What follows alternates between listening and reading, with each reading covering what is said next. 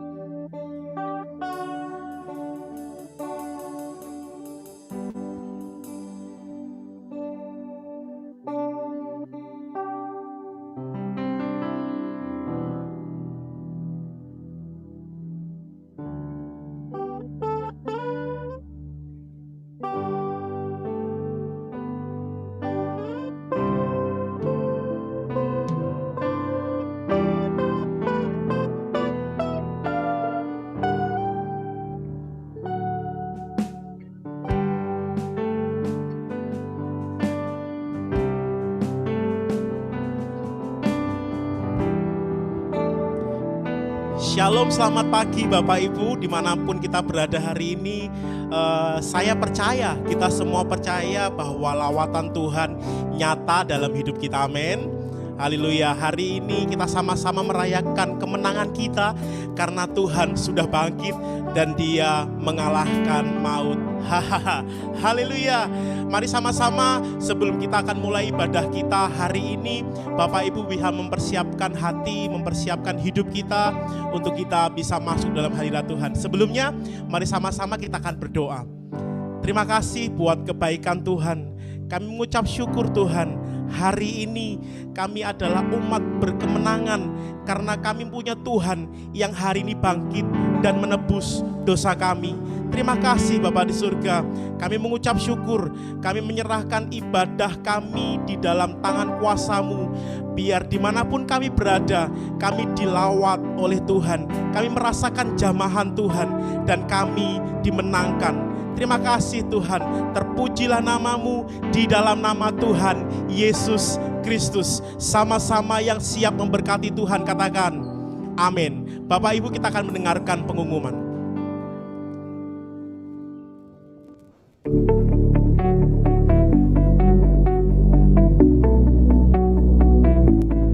Shalom Bapak Ibu Saudara, kita akan memulai ibadah pada hari ini. Namun sebelumnya, saya akan menyampaikan beberapa pengumuman berikut ini. Versi Pasca WBMCC diadakan pada hari Minggu ini, 4 April 2021, pukul 17.30 malam melalui aplikasi Zoom dengan tema The Man of Integrity. Cool Prayer and Worship diadakan setiap hari Jumat, pukul 7.30 malam melalui aplikasi Zoom. Youth Service Online diadakan setiap hari Sabtu, pukul 7.30 malam melalui aplikasi Zoom. Sunday Service Online untuk sementara waktu dilaksanakan melalui channel YouTube dan Zoom. Perjamuan Kudus akan dilaksanakan pada minggu kedua oleh Pendeta Isaac Moses dan minggu lainnya akan dilayani oleh Gembala Sidang kita, Pendeta Dr. Insinyur Niko Nyotar Harjo. Harap menyediakan roti dan anggur di rumah masing-masing. Untuk pelayanan pastoral, sementara waktu dilakukan melalui telepon dan WhatsApp. Untuk perpuluhan, misi, penginjilan, ucapan syukur, diakonia, dan lain-lain dapat ditransfer melalui rekening BCA berikut ini. Mari dengarkan firman Tuhan yang luar biasa.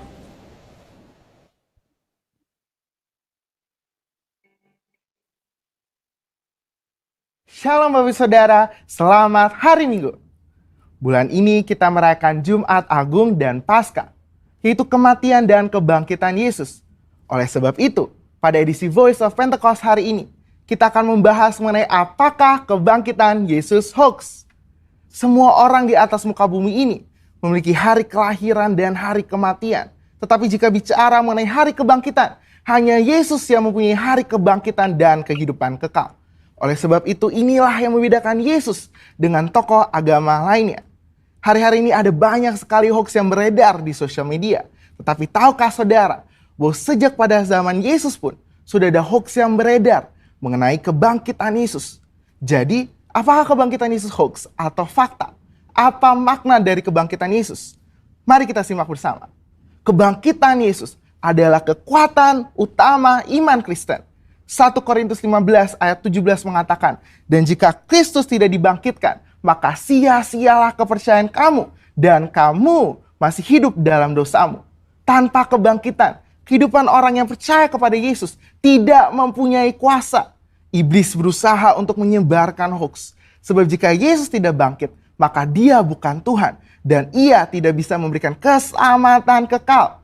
Maka iman percaya kita menjadi sia-sia. Iblis menyerang salah satunya dengan conspiracy theory yang mengatakan bahwa para murid bersengkongkol telah mencuri mayat Yesus sehingga kuburnya ditemukan oleh para wanita dalam keadaan kosong. Hoax itu dipercaya sampai sekarang.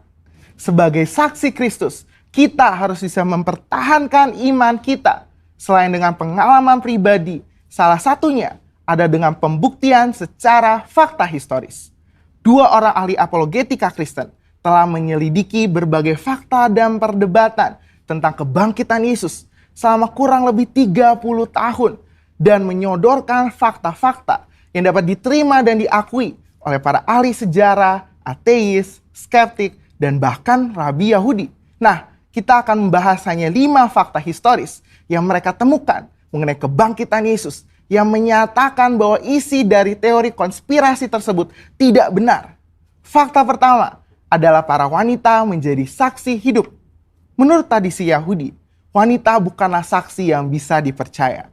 Jika kebangkitan Yesus itu adalah rekayasa persekongkolan, maka penulis kitab Injil harusnya memberitakan bahwa saksi pertama yang menemukan kubur Yesus kosong adalah murid-murid Yesus yang bergender laki-laki.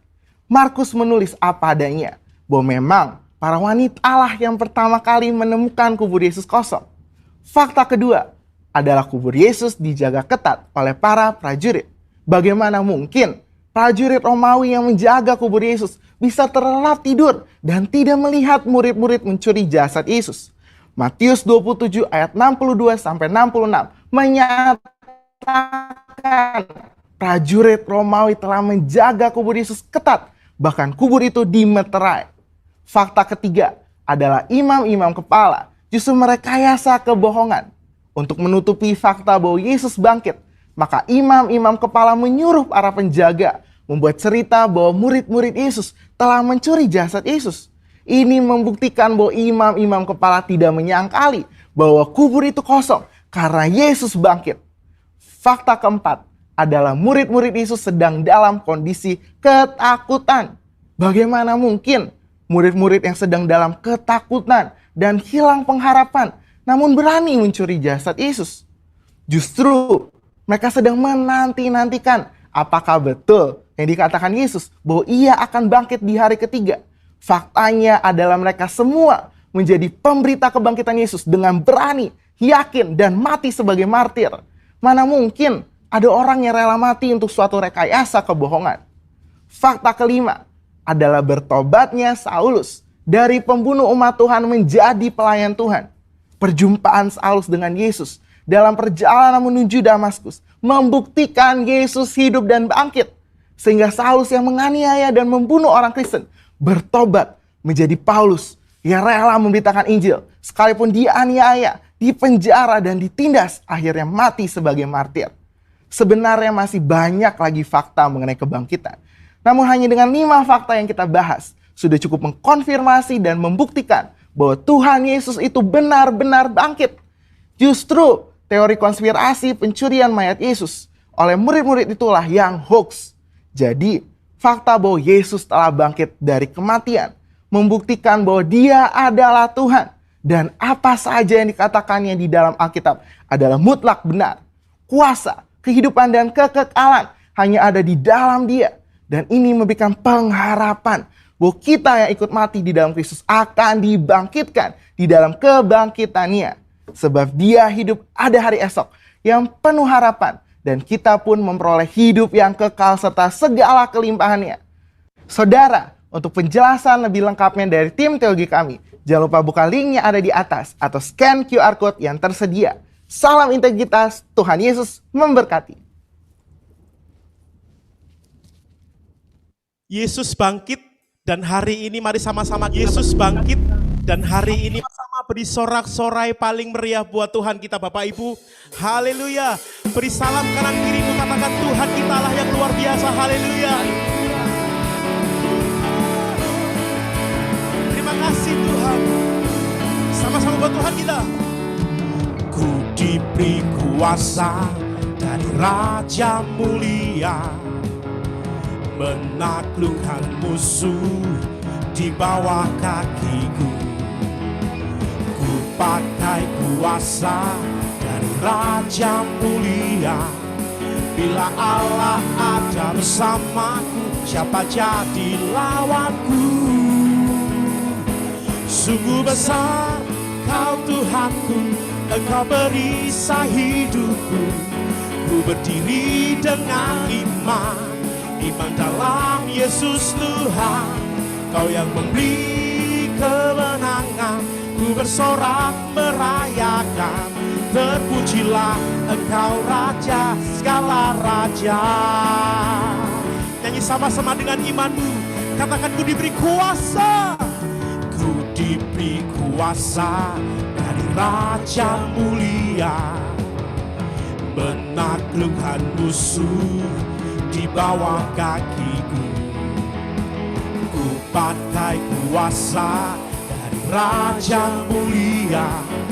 Bila Allah ada bersamaku, sama-sama katakan bila Allah ada bersamaku, bila Allah ada bersamaku, siapa jadi lawanku? Sungguh besar Kau Tuhanku, Engkau perisai hidupku. Ku berdiri dengan iman dalam Yesus Tuhan. Kau yang memberi kemenangan, ku bersorak merayakan. Terpujilah Engkau Raja segala raja. Sungguh besar Kau Tuhanku, Engkau perisai hidupku. Ku berdiri dengan iman dalam Yesus Tuhan. Kau yang memberi kemenangan, ku bersorak merayakan. Terpujilah Engkau Raja segala raja. Sungguh besar Kau Tuhanku, Engkau perisai hidupku. Ku berdiri dengan iman dalam Yesus Tuhan. Kau yang memberi kemenangan, ku bersorak merayakan. Terpujilah Engkau Raja segala raja. Sungguh besar Kau Tuhanku, Engkau perisai hidupku. Ku berdiri dengan iman dalam Yesus Tuhan. Kau yang memberi kemenangan, ku bersorak merayakan. Terpujilah Engkau Raja segala raja. Katakan sama-sama, terpujilah Engkau Raja segala raja. Terpujilah Engkau Raja segala raja. Haleluya.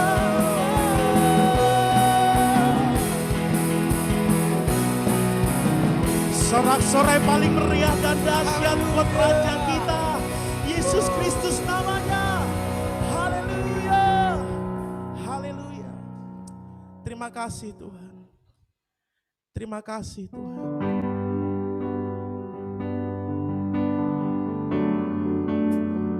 Terima kasih buat pengorbananmu di atas kayu salib. Terima kasih buat karyamu yang sempurna dalam hidup kami. Hari ini Tuhan, kami membawa hidup kami masuk dalam hadirat-Mu, membawa ucapan syukur kami kepadamu Tuhan.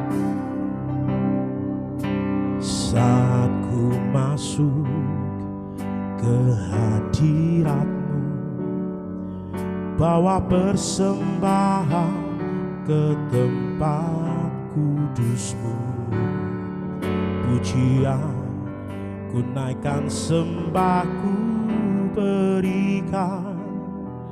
bagimu Allah yang mulia. Kau layakkan ku menghampirimu, melihat tata kemuliaan-Mu Tuhan. Pujian ku naikkan, sembah ku berikan bagimu Allah yang mulia. Oleh kuasa darah-Mu Kau telah tebus dosaku, kekudusan-Mu melingkupiku, kasih-Mu mengalir memulihkan hidupku. Sungguh besar anugerah-Mu, Kau selamatkan hidupku. Ku menjadi ciptaan yang baru oleh kuasa darah-Mu. Mari sama-sama naikkan pujian buat Tuhan kita Bapak Ibu. Saat ku masuk ke hadirat-Mu, bawa persembahan ke tempat kudus-Mu. Pujian ku naikkan, sembah ku berikan bagimu Allah yang mulia. Kau layakkan ku menghampirimu, melihat tata kemuliaan-Mu Tuhan.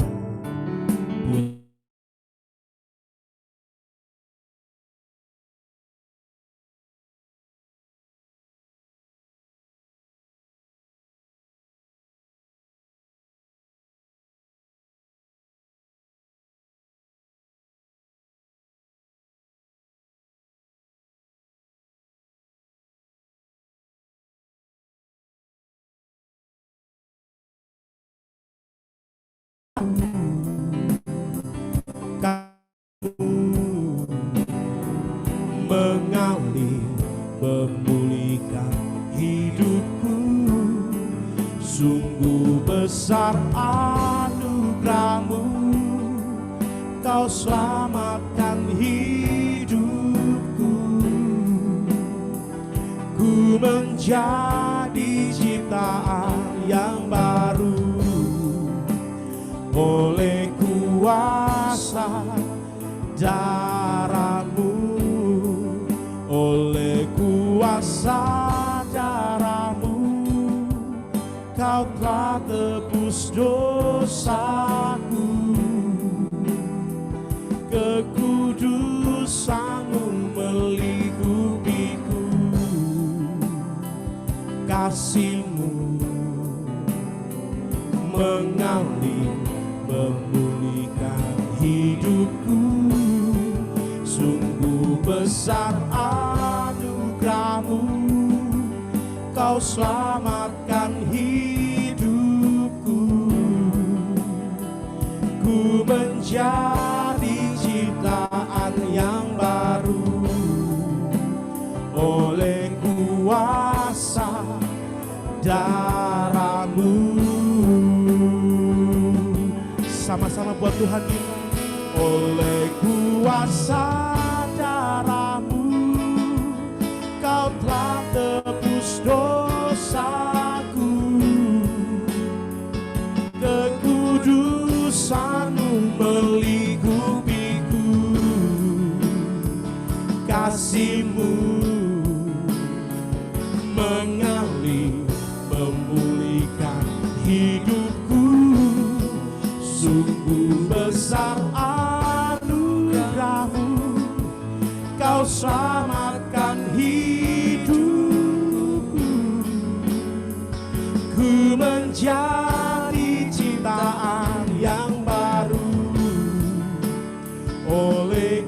kuasa darah-Mu,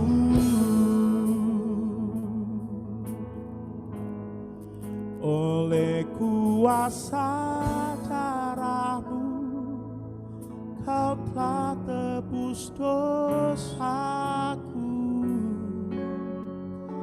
Kekudusan-Mu melingkupiku, kasih-Mu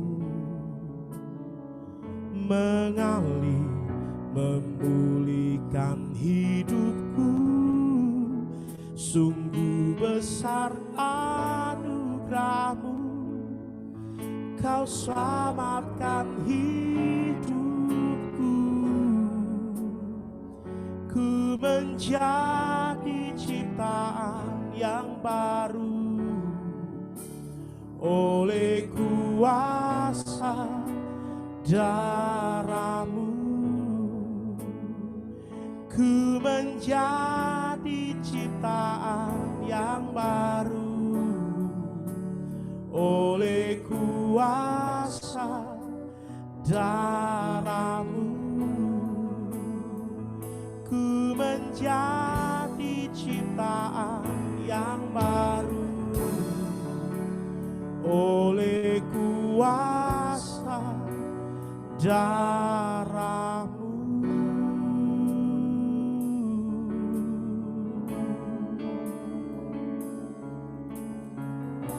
Mari sembah Tuhan kita Bapak Ibu. Haleluya,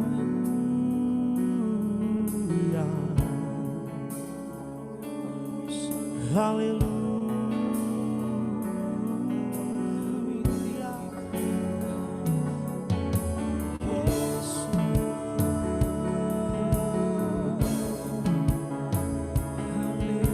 Terima kasih Tuhan, kami bersyukur padamu, kami bersyukur padamu. Haleluya,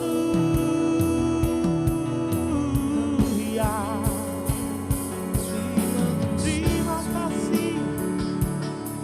Wow, kinaralamatang karalamu. Haleluya.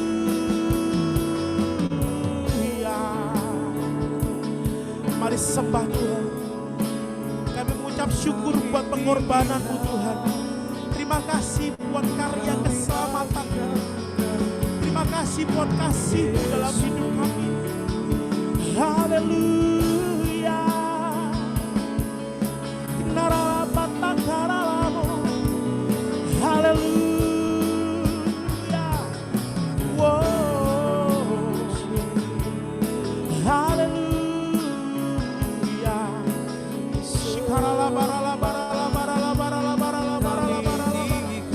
Mari sama-sama angkat tangan buat Tuhan kita Bapak Ibu. Dimanapun kau berada hari ini, mari sembah Tuhan. Shikaralamatangkaralamu. Haleluya.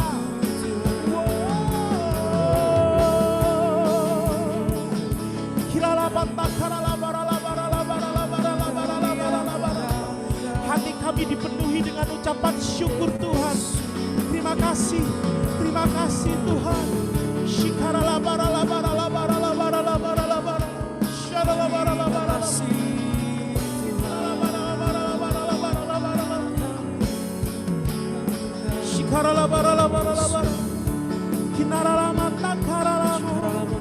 Haleluya.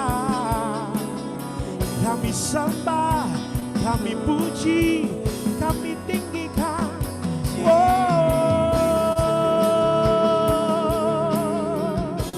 Kami rasakan hadirat-Mu di tengah-tengah kami Tuhan. Dimanapun kami berada hari ini, kami rasakan lawatan Tuhan dalam hidup kami.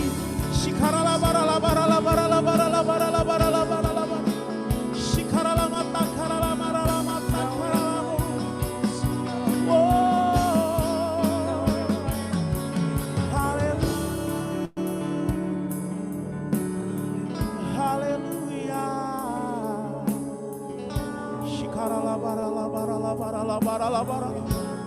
Sembah Tuhan. Mari berbahasa roh. Mari sembah Tuhan.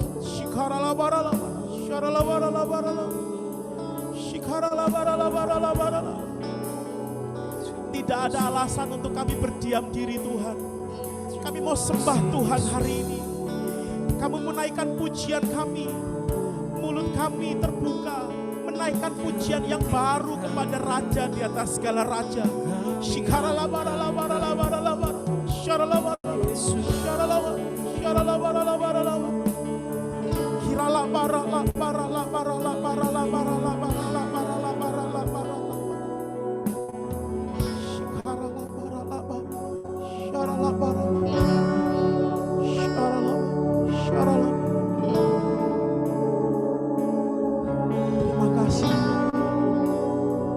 Terima kasih.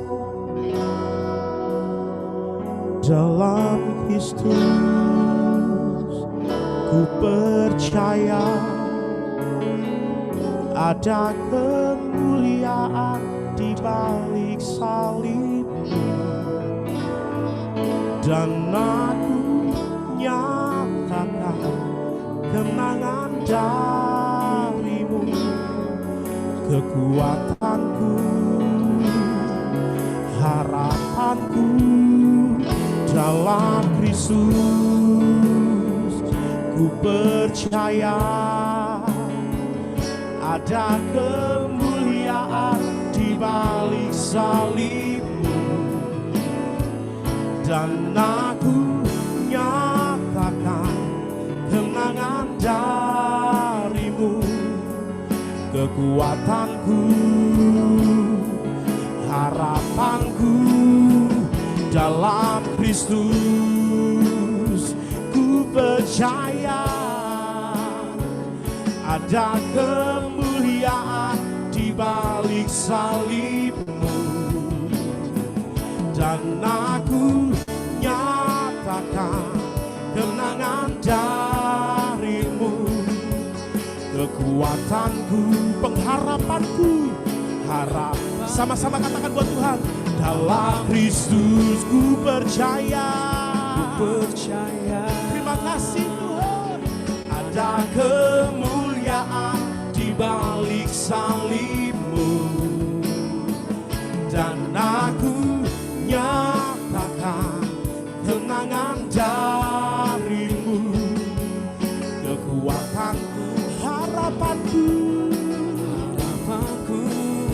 hanya Yesus. Sama-sama angkat tanganmu buat Tuhan kita. Dalam Kristus ku percaya ada kemuliaan di balik salibmu, dan aku nyatakan kemenangan darimu, kekuatanku, harapanku, harapan dalam Kristus. Dalam Kristus ku percaya, ada kemuliaan di balik salibmu, dan aku nyatakan kemenangan darimu, kekuatanku, kekuatan kami Tuhan, kekuatanku, harapanku, harapan, kekuatan kami, kekuatanku, harapanku, hanya Yesus.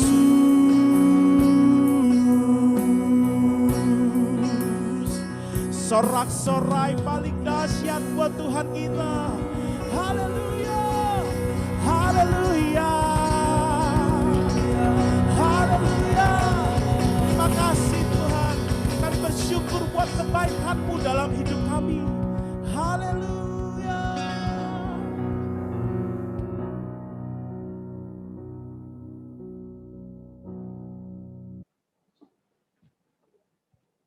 Baik, Bapak Ibu Saudara, mari kita satu dalam doa. Kami bersyukur buat hari ini, buat kebaikan-Mu, kami siap mendengarkan pesan-pesan-Mu, berbicara atas kami, ya Aba, dalam nama Tuhan Yesus. Haleluya, haleluya. Amin. Baik Bapak Ibu Saudara, tema daripada pesan yang saya ingin hari ini kita renungkan sama-sama, yaitu perfect sacrifice. Pengorbanan yang sempurna itu hanya bisa dilakukan oleh Tuhan. Apapun yang bisa manusia buat, pasti tidak akan sempurna. Tapi hari ini saya mau ajak kita untuk sama-sama belajar dari sebuah kisah peristiwa kebangkitan Tuhan Yesus. Bagaimana di dalam kisah ini kita bisa belajar pengorbanan yang sempurna, yang maksimal, yang dilakukan oleh tokoh-tokoh ini menjadi contoh buat saudara dan saya. Karena itu mari kita buka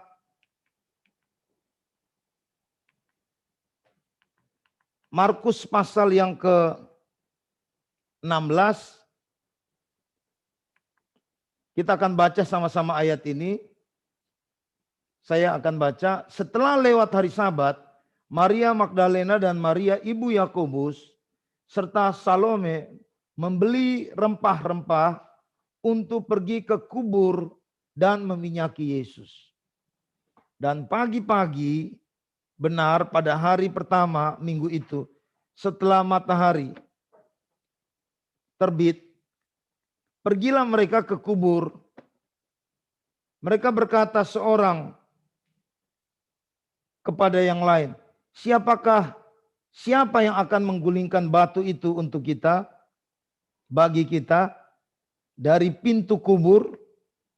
Tetapi ketika mereka melihat dari dekat, tampaklah batu yang memang sangat besar itu sudah terguling. Lalu mereka masuk ke dalam kubur itu, dan mereka melihat seorang muda yang memakai jubah putih duduk di sebelah kanan. Mereka pun sangat terkejut. Ayat berikutnya, tetapi orang muda itu berkata kepada mereka, jangan takut, kamu mencari Yesus orang Nazaret yang disalibkan itu. Ia telah bangkit. Ia tidak ada di sini. Lihatlah, inilah tempat mereka membaringkan dia. Ayat yang ke-7. Tetapi sekarang pergilah, katakanlah kepada murid-muridnya dan kepada Petrus, ia mendahului Galilea. Di sana kamu akan melihat dia, seperti yang sudah dikatakannya kepada kamu. Ayat terakhir. Lalu mereka keluar dan lari meninggalkan kubur itu, sebab gentar dan dahsyat menimpa mereka. Mereka tidak mengatakan apa-apa kepada siapapun juga, karena takut.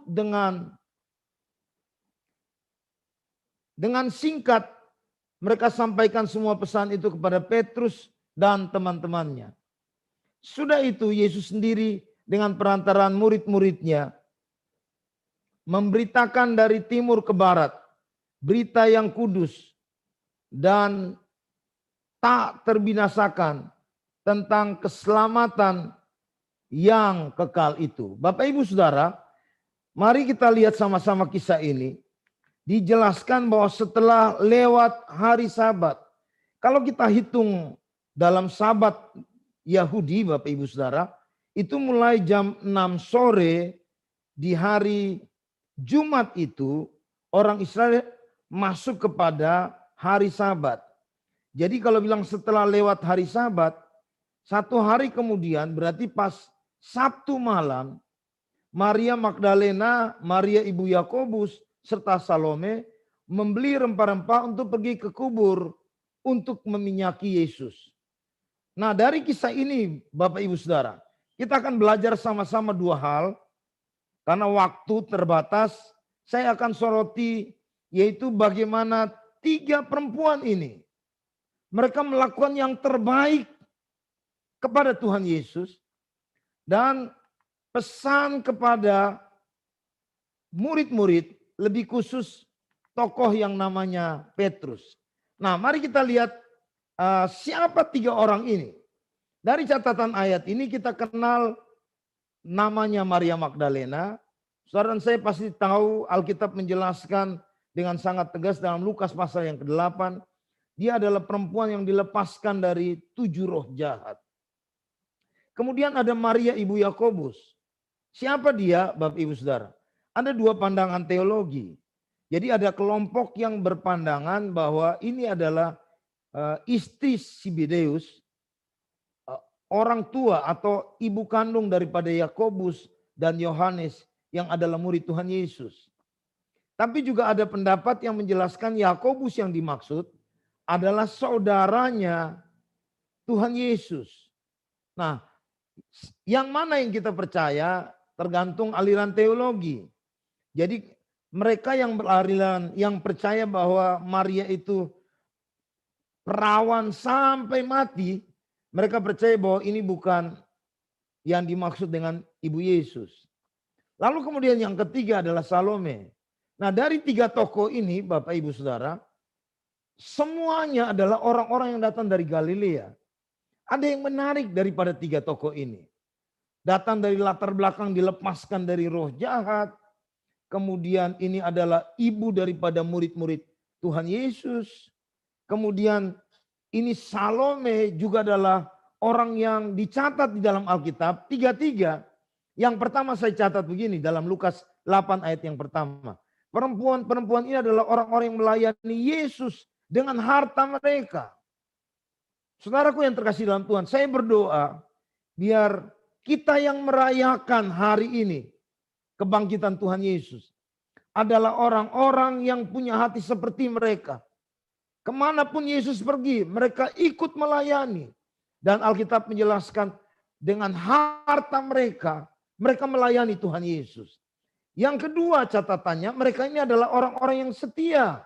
Mengapa saya tulis begitu? Sebab data dalam Markus 15 ayat 40 sampai ayat yang ke-42 menjelaskan ketika Yesus disalib, perempuan-perempuan adalah orang-orang yang berdiri jadi saksi kematian Tuhan Yesus. Saya lalu berkata begini, orang-orang ini adalah orang-orang yang ikut Yesus karena lihat mujizat, mengalami pertolongan Tuhan. Tapi ketika Yesus ada di salib tidak bisa menolong dirinya sendiri. Perempuan-perempuan ini adalah orang yang tetap setia ikut Tuhan Yesus. Biarlah kita sama seperti itu. Lalu kemudian perempuan-perempuan ini adalah orang-orang yang pergi beli minyak, ya, rempah-rempah dengan tujuan untuk datang mengurapi jasad Yesus yang sudah mati. Nah, di poin ini Bapak Ibu Saudara, ada yang menarik. Nah, itu sebabnya saya tulis di sini buat saudara dan saya. Apa yang mereka buat dan apa maknanya bagi saudara dan saya. Yang pertama Bapak Ibu Saudara, sehingga saya buat tema di sini, ini sebuah pengorbanan yang sempurna.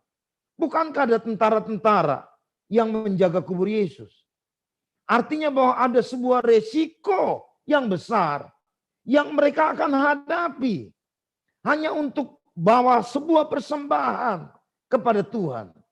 Matius 27 ayat 65 menjelaskan tegas bahwa ada penjaga-penjaga yang diberikan oleh Pilatus untuk menjaga baik-baik itu kubur Yesus. Nah, yang kedua, bukankah kubur itu ditutup dengan batu yang besar? Dan ini 3 perempuan yang pergi. Mungkin kalau kita berpikir Bapak Ibu Saudara, mereka ini karena kasih yang begitu luar biasa yang mendorong mereka, sehingga yang hanya ada pada mereka, mereka ingin membuat sesuatu yang terbaik kepada Tuhan. Tanpa peduli semua keadaan yang menjadi halangan yang begitu besar yang ada di depan mereka. Yang pertama tentara, yang kedua, bukankah sementara mereka berjalan mereka berkata, siapakah yang akan mengguling batu itu? Jadi sementara mereka berjalan, kemudian baru mereka berpikir bahwa bagaimana mungkin kita bisa lakukan itu. Jadi saya mau bilang hari ini buat kita, ternyata hati yang ingin melakukan yang terbaik buat Tuhan, sebuah pengorbanan pemberian yang begitu berharga yang mereka buat itu tidak gampang untuk dikerjakan. Saya percaya dalam praktek kehidupan kita, waktu kita mau memberi, waktu kita mau lakukan sesuatu yang terbaik buat Tuhan, bukankah juga ada banyak hal yang bisa menjadi halangan buat kita? Ada kemustahilan, ada juga resiko yang begitu besar. Terus kemudian mari lihat yang berikut, yaitu bukankah pintu kubur itu dimeterai? Itu berarti bahwa ada resiko besar kalau mereka merusak, mau datangi jasad Yesus. Selain pintu kubur itu harus digulung, mereka harus diguling, Bapak Ibu Saudara. Mereka harus apa, Bapak Ibu Saudara? Mereka harus hancurkan, rusakin meterai. Itu berarti bahwa mereka ambil resiko besar, harus berhadapan dengan penguasa atau pemerintahan Romawi pada waktu itu. Nah, hal yang keempat, yaitu bukankah Nikodemus dan tokoh yang namanya Yusuf dari Arimatea, Alkitab menjelaskan bahwa mereka telah mengurus jasad Yesus. Itu sebabnya saya tulis di sini, sepertinya sebuah tindakan yang berlebihan dalam apa yang mereka buat. Nah, saudara, Yohanes 19 ayat 39 saya mau baca. Juga Yohanes datang.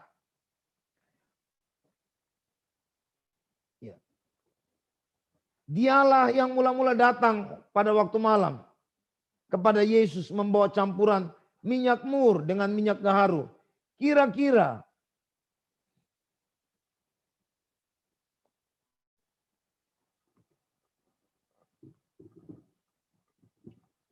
lima 50 kati beratnya. Mereka mengambil mayat Yesus, mengapaninya dengan kain lenan dan membubuhinya dengan rempah-rempah menurut adat orang Yahudi bila menguburkan mayat. Apa yang saudara tangkap dari ayat ini? Pasti kita akan bilang begini, ini kan seorang tokoh Yahudi, ini tokoh agama. Berarti secara adat istiadat, aturan bagaimana mengurus mayat paling dikuasai, paling dipahami oleh tokoh ini. Dan lagi pula ada orang kaya yang namanya Yusuf Arimatea. Jadi pasti mereka sudah mempersembahkan ya rempah-rempah yang terbaik mereka lakukan untuk mayat daripada Tuhan Yesus atau untuk jasad dari Tuhan Yesus. Lalu kenapa Bapak Ibu Saudara perempuan-perempuan ini harus beli rempah-rempah untuk bawa dan mengurapi Tuhan Yesus? Nah, dari poin ini Bapak Ibu Saudara, saya menyampaikan sebuah kesimpulan di sini bahwa perempuan-perempuan yang baik ini tidak menganggap semua ini sudah cukup. Mereka membeli rempah-rempah mungkin dari jenis lain dan beberapa minyak wangi yang untuk meminyaki Tuhan Yesus. Nah, statement saya di bawah ini mari kita perhatikan. Perhatikanlah penghormatan yang telah ditunjukkan orang lain kepada Kristus atau untuk pekerjaan Kristus. Baiklah, jangan sampai itu menjadi penghalang bagi kita untuk menghormati dia. Apalagi karena kita mengukur dengan keberadaan kita. Perhatikan, itu ada tokoh yang namanya Nikodemus, ada tokoh yang namanya Yusuf Arimatea. Mereka sudah melakukan yang terbaik dalam bentuk penghormatan mereka kepada Tuhan Yesus. Tapi tiga perempuan ini, mereka tidak berhenti atau tidak mengurung niatnya untuk juga melakukan yang terbaik kepada Tuhan. Hari ini saya mau bilang buat Bapak Ibu Saudara. Mari Bapak Ibu Saudara. Jangan sampai ketika kita mengukur pemberian kita. Lalu mungkin kita berkata ini mungkin kecil atau ini mungkin tidak berarti. Orang lain bisa lakukan yang paling mahal. Sehingga itu menghalangi kita untuk kita menghormati Tuhan dengan cara juga melakukan sesuatu yang terbaik buat Tuhan Yesus. Yang siap sama-sama katakan amin. Ini pelajaran yang kita bisa ambil daripada tokoh ini. Tapi mari kita lihat pesan berikutnya yang saya ingin tunjukkan buat saudara dan saya. Yaitu pesan yang disampaikan oleh malaikat kepada murid-murid Tuhan Yesus. Secara khusus buat Petrus. Dikatakan begini, sekarang pergilah. Katakan kepada murid-muridnya dan kepada Petrus. Ia mendahului kamu di Galilea. Di sana kamu akan melihat dia seperti yang sudah dikatakan kepada kamu. Garis bawahi kata sekarang, pergilah. Saya harus buat statement ini buat saudara saya. Apa maknanya buat kita? Saudara, perempuan-perempuan ini baru mengalami sebuah pengalaman yang begitu spektakuler. Mereka ketika sampai di kubur, pintu kubur itu sudah terbuka. Ada sesuatu yang ilahi yang mereka saksikan. Dan karena itu, saya buat kesimpulan di sini. Saudara, setiap pengalaman-pengalaman hidup yang ilahi, selalu ada tugas atau ada misi dari Allah yang harusnya kita lakukan. Saudara boleh ngalami mujizat, ngalami kebaikan Tuhan, pertolongan Tuhan, apapun itu. Perhatikan baik-baik. Selalu ada misi yang Tuhan ingin kita teruskan untuk kita lakukan dalam kehidupan kita. Yang mengerti, yang percaya, katakan amin. Jadi tugas saudara saya, untuk apa yang kita saksikan, apa yang kita dengar, mari kita teruskan. Kita sedang banyak bicara tentang Pentakosta yang ketiga. Saudara, semua pengalaman-pengalaman yang sedang sepertinya menahan kita untuk tidak bisa berbuat hal yang lebih maksimal. Mari, jangan pandang itu sebagai halangan. Karena itu, kalau saudara dan saya paham bahwa ada tugas yang Tuhan mau kita kerjakan, mari lakukan itu.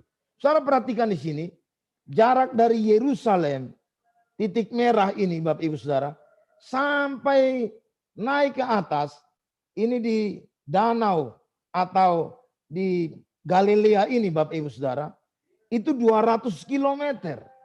Dan Yesus berkata begini, ayo, aku akan ada di sana mendahului kamu. Aku akan datang kepadamu, kamu akan melihat aku di sana. Saudaraku yang terkasih dalam Tuhan, poin yang kedua yang perlu kita garis bawahi. Kebangkitan Kristus itu tidak hanya terbukti karena kubur yang kosong. Yang paham bilang amin. Kita sampai punya nyanyian. Kubur kosong membuktikan Yesus hidup. Tapi Alkitab memberikan catatan buat kita bahwa kebangkitan Kristus itu juga dibuktikan dengan Yesus datang dan menjumpai murid-muridnya. Kalau saudara dan saya adalah murid, saya berdoa biar hari-hari ini Yesus datang dan menjumpai kita. Itu bukti bahwa dia telah bangkit dari kubur itu. Sama-sama yang percaya, katakan amin. Berikan tepuk tangan buat Tuhan Yesus. Haleluya. Nah, saya akan tutup Bapak Ibu Saudara pesan hari ini. Yaitu, mengapa mereka harus pergi ke Galilea? Bukankah Alkitab juga memberikan catatan bahwa murid-murid yang masih ada di Yerusalem, Yesus datang dan jumpai mereka. Terus apa maksud Yesus berkata bahwa, aku akan mendahului kamu di Galilea. Di sana kamu akan melihat dia.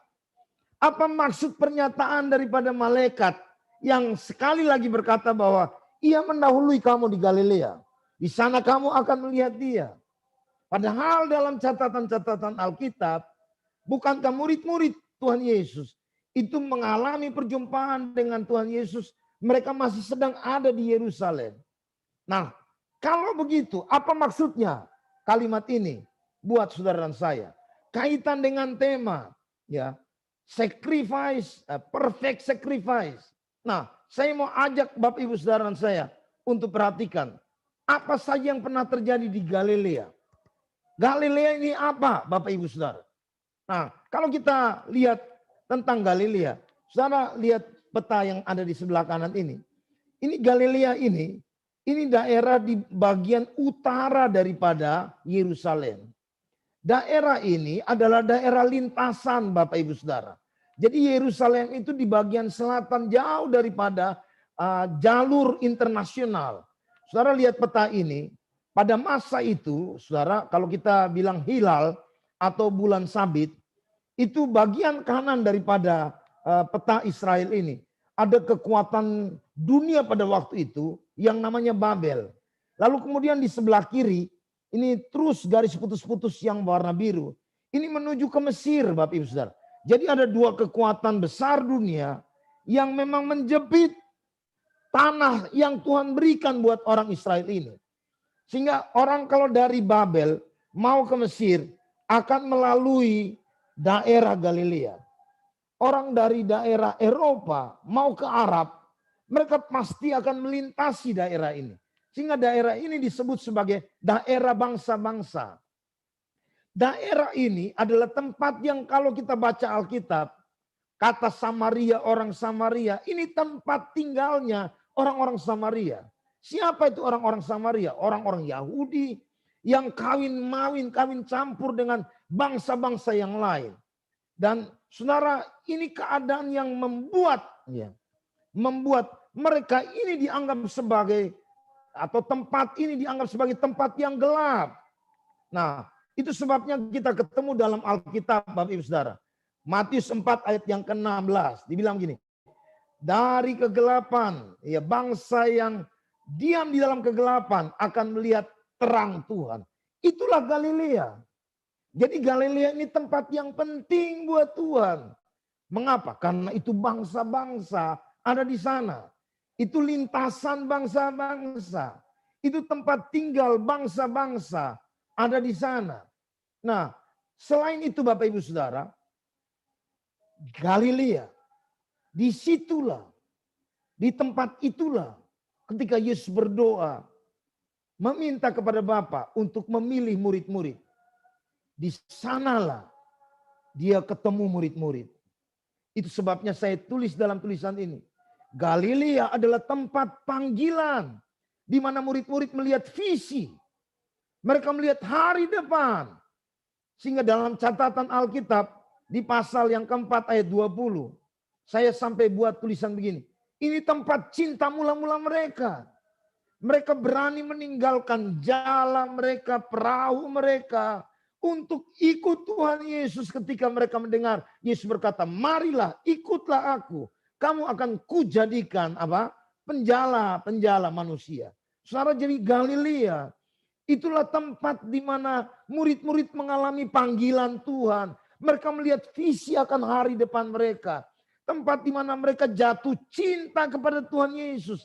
Tempat di mana mereka berani melepaskan semua hal hanya untuk ikut Tuhan Yesus. Itulah Galilea. Nah, catatan lain. Galilea adalah tempat mujizat demi mujizat itu terjadi. Mengapa?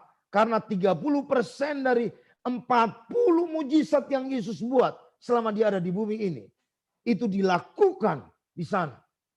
Dan yang catatan terakhir. Bukankah kita tahu ini berkaitan dengan bahasa buat Petrus. Di Galilea lah tempat murid-murid yang dalam ketakutan mereka kemudian seolah-olah meninggalkan panggilan mereka. Mereka balik lagi dalam pekerjaan yang semula. Di sanalah tempat di mana pemulihan demi pemulihan itu terjadi. Bahkan tokoh kunci yang namanya Petrus. Disitulah kita dengar pertanyaan daripada Tuhan Yesus. Apakah engkau mengasihi aku lebih dari yang lain? Dan Petrus pada waktu itu dipulihkan. Murid-murid yang lain pada waktu itu mengalami sebuah pemulihan yang luar biasa.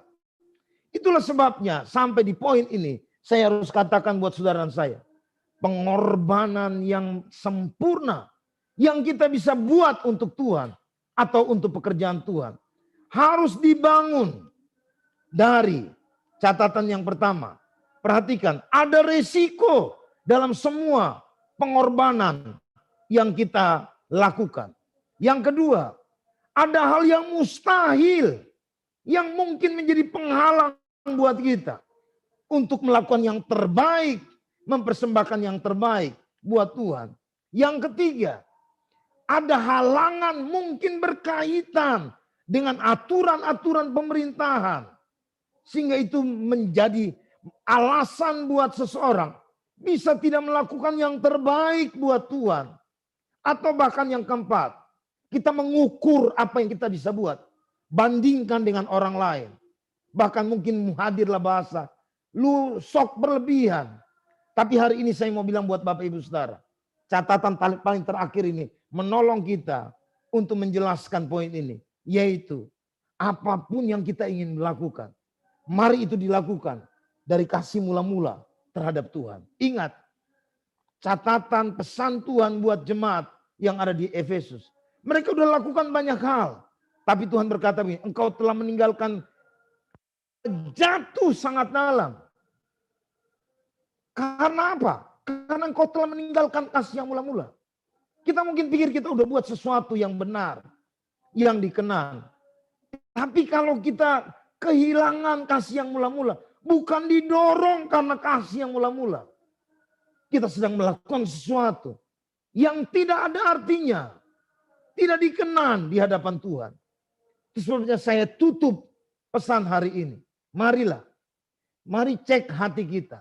Biar apapun yang kita lakukan, bahkan termasuk pelayanan, itu yang pesan yang hadir dalam cerita perjumpaan Petrus dengan Tuhan Yesus di Galilea. Untuk dia menjadi batu karang, menjadi tokoh gereja. Itu pun harus dilakukan dengan kasih yang mula-mula. Karena itu mari, saya mau ajak kita sama-sama. Kita akan naikkan pujian.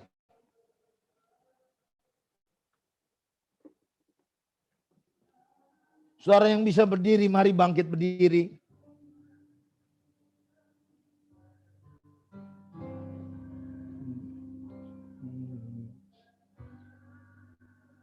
Sungguh besar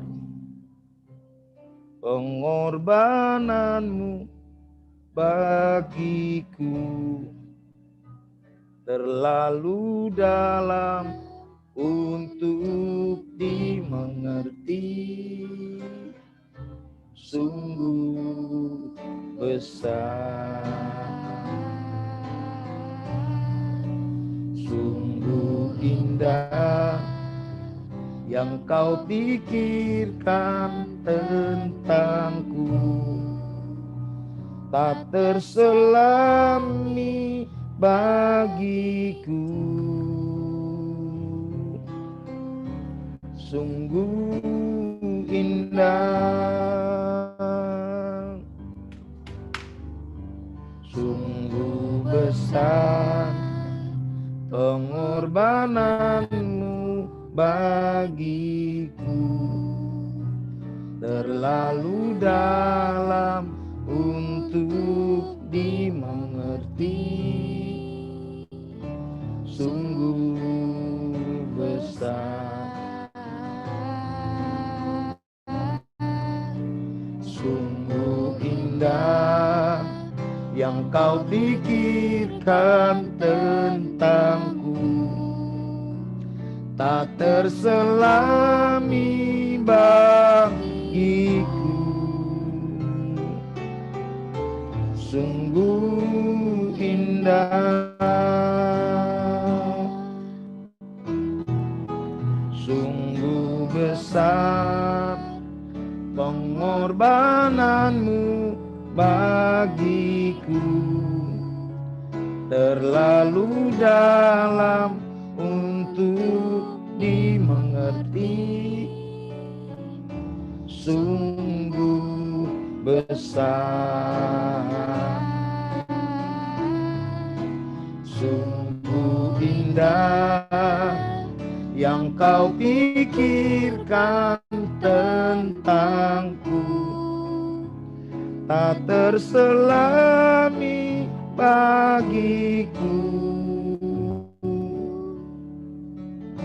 sungguh indah. Bapak Ibu Saudara, kalau perempuan, 3 perempuan itu, mereka bisa melakukan yang terbaik. Bahkan mereka pilih untuk ngambil resiko.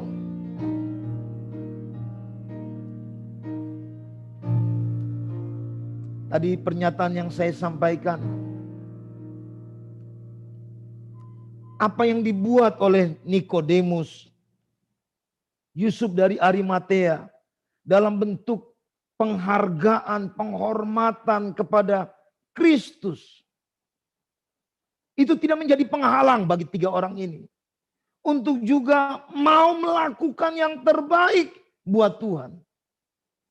Bagaimana dengan saudara dan saya? Mari kita angkat tangan kita di hadapan Tuhan.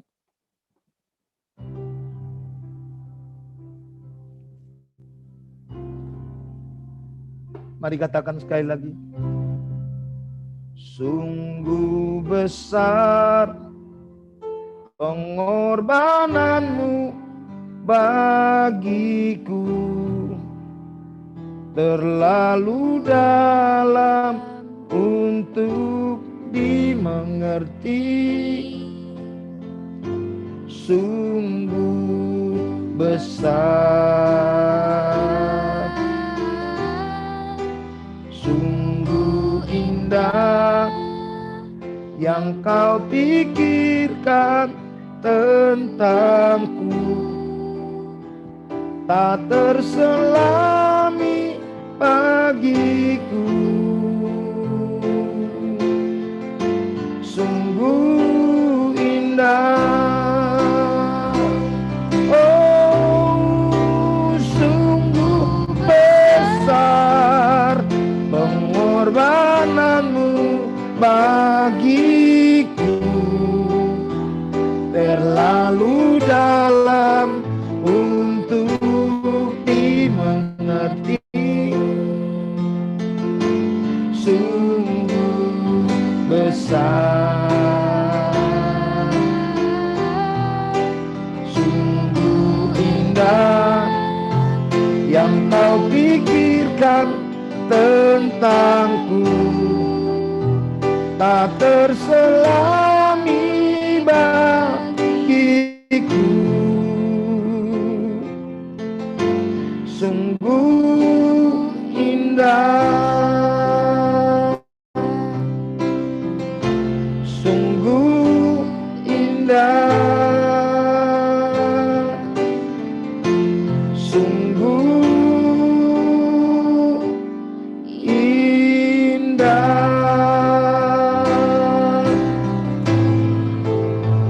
Ida bala bala bala masyane. Mari sembah Tuhan. Oh, na bala bala bala bala bala bala bala bala bala bala. Ida bala bala bala masyane. Oh, na bala bala bala bala bala bala bala bala. Ida bala bala bala bala bala bala bala bala bala. Ida bala bala bala bala bala bala bala bala bala bala.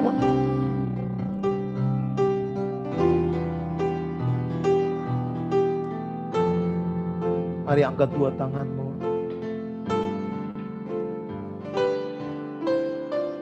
Tuhan, ini kami anak-anak-Mu ya Aba.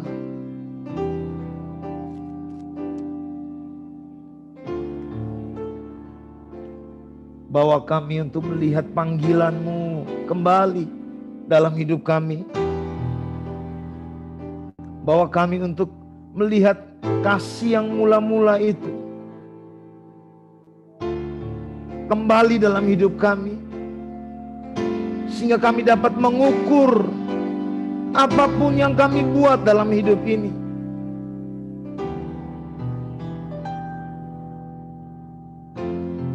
Apakah kami sedang melakukan yang menyenangkan hati-Mu? Tuhan, hamba-Mu berdoa, berkati anak-anak-Mu hari ini. Dalam nama Yesus, dalam nama Yesus, pulihkan kami. Pulihkan kami. Kira bala bala bala bala bala bala bala. Curahkan kasih-Mu. Curahkan kasih-Mu. Seperti Petrus yang dipulihkan, biar kami semua dipulihkan di dalam nama Yesus.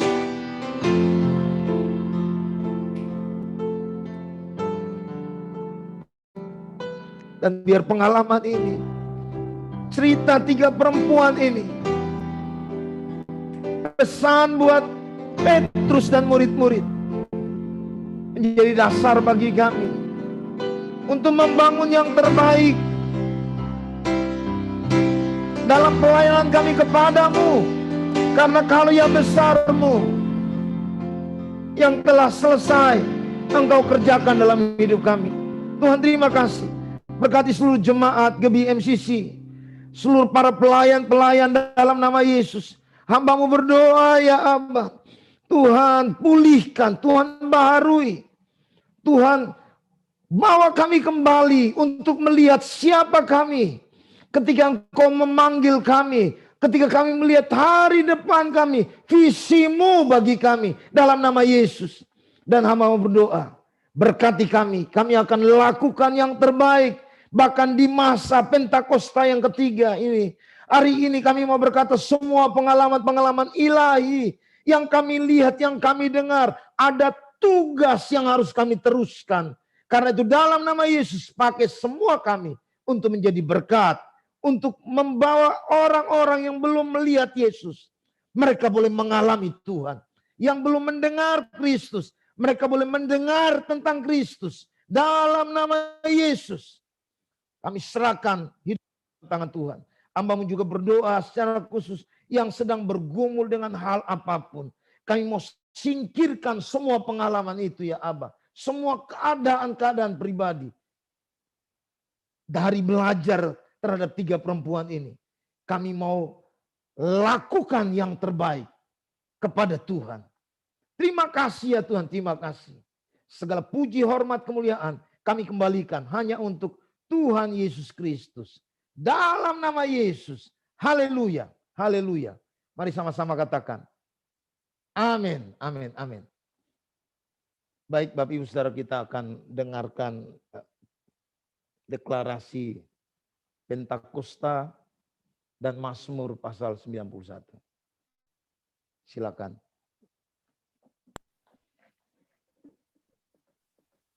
Orang yang duduk dalam lindungan yang maha tinggi dan bermalam dalam naungan yang maha kuasa akan berkata kepada Tuhan, tempat perlindunganku dan kubu pertahananku, Allahku yang kupercayai. Sungguh, Dialah yang akan melepaskan engkau dari jerat menangkap burung, dari penyakit sampar yang busuk.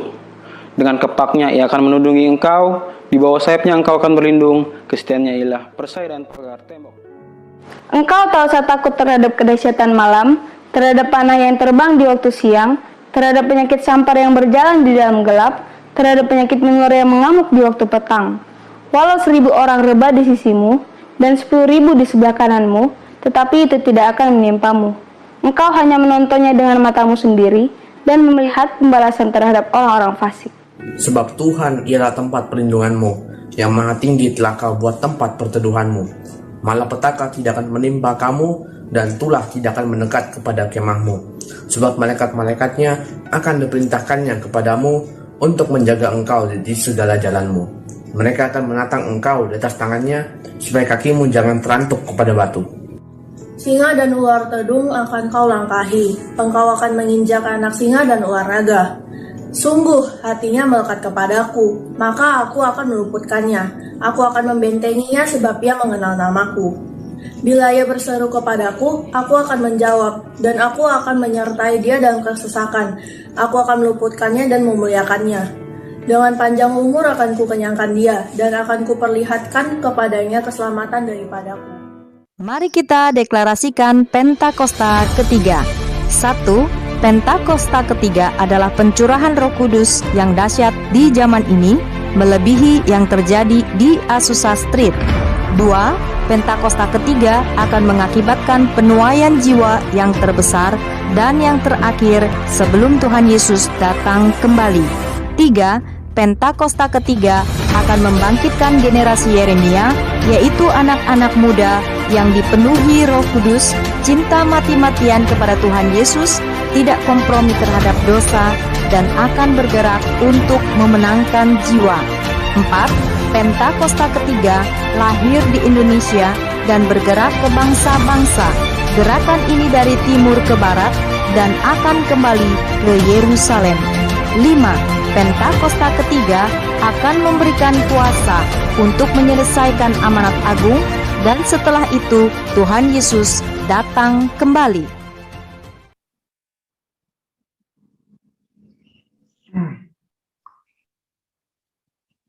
Ya, shalom Bapak Ibu. Mari kita satukan hati kita dalam doa syafaat kita.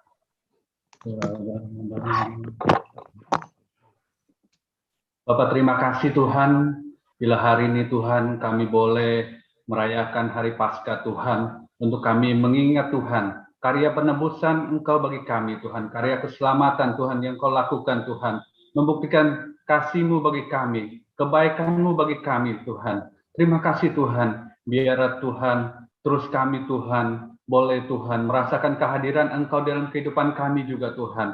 Hari demi hari Tuhan, kami boleh berjalan bersama dengan Engkau Tuhan.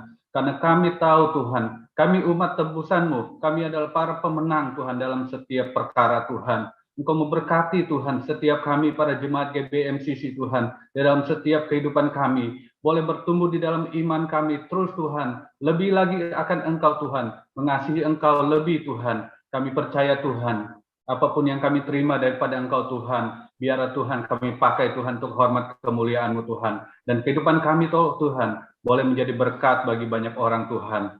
Engkau berkati setiap kami Tuhan, melalui kehidupan kami Tuhan, kami akan melihat Tuhan, ada pemulihan terjadi Tuhan. Di era Pantai Kosta ketiga ini Tuhan, kami percaya Tuhan, ada penuaian jiwa yang terakhir dan terbesar Tuhan, ada pemulihan bagi bangsa-bangsa Tuhan. Engkau urapi, Engkau berkati kami, Engkau pakai Tuhan, kami Tuhan, menjadi messenger of Pantai Kosta ketiga ini Tuhan. Kami percaya Tuhan, berita keselamatan itu akan disampaikan Tuhan, dari Indonesia, from east to the west Tuhan. Kami akan melihat Tuhan, kegerakan Pantai Kosta itu terjadi Tuhan. Anak-anak muda Tuhan, dipulihkan Tuhan, Engkau pakai Tuhan. Mereka akan bergairah di dalam Engkau Tuhan, akan memberitakan Injil keselamatan-Mu Tuhan. Di dalam nama Yesus Tuhan. Dan kami juga akan melihat Tuhan, ada pemulihan bagi bangsa kami Tuhan. Ada pemulihan ekonomi bagi bangsa kami Tuhan. Engkau memberkati bangsa kami Tuhan. Engkau memberkati pemimpin-pemimpin kami Tuhan. Juga para penegak hukum, aparatur negara Tuhan. Semua Tuhan kami serahkan dalam tangan-Mu Tuhan. Dalam nama Yesus Tuhan, dalam penanganan COVID-19 juga Tuhan, Engkau memberkati bangsa kami, Engkau memberkati semua yang terlibat di dalam pemulihan ini Tuhan, vaksinasi yang sedang berlangsung Tuhan, Engkau membuat semua baik adanya Tuhan, kami akan lihat Tuhan, bangsa ini Tuhan dipulihkan, bangsa ini Tuhan ditolong Tuhan, Engkau juga memberkati Tuhan, keamanan Tuhan, kesejahteraan Tuhan, di dalam nama Yesus Tuhan, dalam nama Yesus Tuhan. Engkau memberkati setiap penegak hukum Tuhan, TNI Polri Tuhan, mereka bekerja dengan baik Tuhan, dengan gerakan-gerakan radikalisme di Indonesia yang ada Tuhan. Kami bersehati menolak di dalam nama Yesus Tuhan, dalam nama Yesus Tuhan, enyah dari bangsa Indonesia Tuhan, sehingga keamanan kesejahteraan Tuhan terjadi di bangsa kami. Bahkan pemulihan dan penuaian jiwa yang terbesar Tuhan akan terjadi bagi bangsa kami Tuhan. Terima kasih Tuhan. Kami juga pada saat ini berdoa Tuhan untuk Bapak-Bapak rohani kami, Pendeta Insinyur Niko Nyotaro dan 4 wakilnya Tuhan, juga gembala kami di tempat ini Bapak Ishak Moses Tuhan, Bapak kami serahkan mereka semua dalam tangan-Mu Tuhan, pengurapan daripada Engkau Tuhan, nyata Tuhan, bagi hamba-hamba-Mu, visi misi-Mu jelas bagi mereka Tuhan, dimanapun mereka berada Tuhan, Engkau hadir Tuhan, Engkau tolong mereka Tuhan, Engkau mengurapi mereka Tuhan. Ada kuasa ilahi dalam setiap kehidupannya, ada pelayanannya juga Tuhan. Engkau memberkati keluarga besarnya juga Tuhan. Engkau mencukupkan bahkan melimpahkannya Tuhan. Pagar pelindungan-Mu sempurna Tuhan. Terima kasih Tuhan, terima kasih. Dalam nama Yesus, haleluya. Amin. Mari sama-sama angkat tanganmu Bapak Ibu. Kiranya Engkau memberkati aku berlimpah-limpah dan memperluas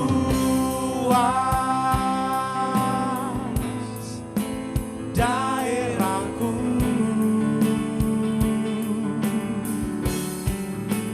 dan kiranya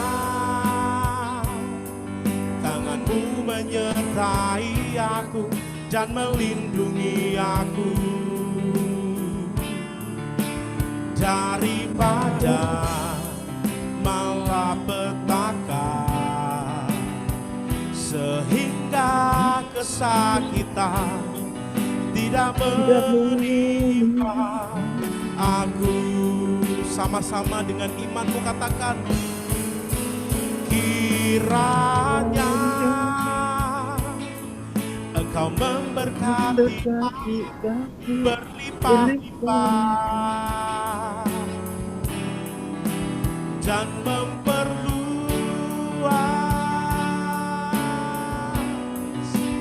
daerahku,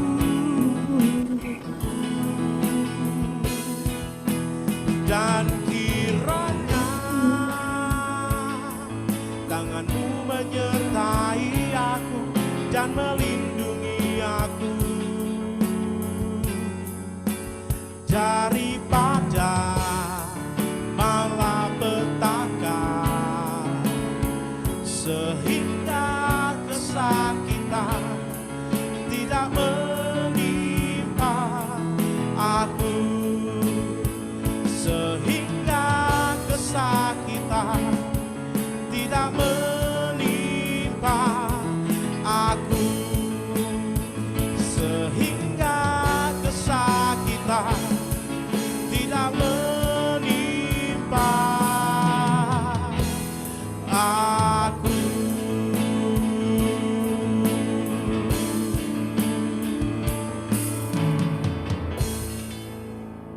Amin. Mari Bapak Ibu Saudara angkat tangan, arahkan hati buat Tuhan dan kita akan terima berkat Tuhan. Tuhan menyertai engkau dan melindungi engkau. Tuhan menyinari wajahnya dan beri engkau kasih karunia. Tuhan mengadahkan wajahnya kepadamu dan memberi engkau damai sejahtera. Diberkatilah hidupmu, keluarga, usaha, pekerjaan. Kau berhasil, engkau beruntung, engkau naik, kau jadi kepala, kau jadi berkat bagi banyak orang. Bahkan melaluimu Injil diberitakan. Damai sukacita Allah hadir dalam keluarga, rumah tangga orang lain. Di dalam nama Tuhan Yesus Kristus. Mari semua yang terima berkat Tuhan ini sama-sama katakan. Amin. Tuhan memberkati Bapak Ibu Saudara sekalian. Selamat merayakan kebangkitan Tuhan Yesus. Shalom. Shalom. Happy Passover. Shalom, Tuhan berkati, selamat Paskah. Shalom, Tuhan berkati. Paskah. Shalom, Tuhan berkati. Shalom. Shalom. Selamat Paskah. Selamat hari Paskah.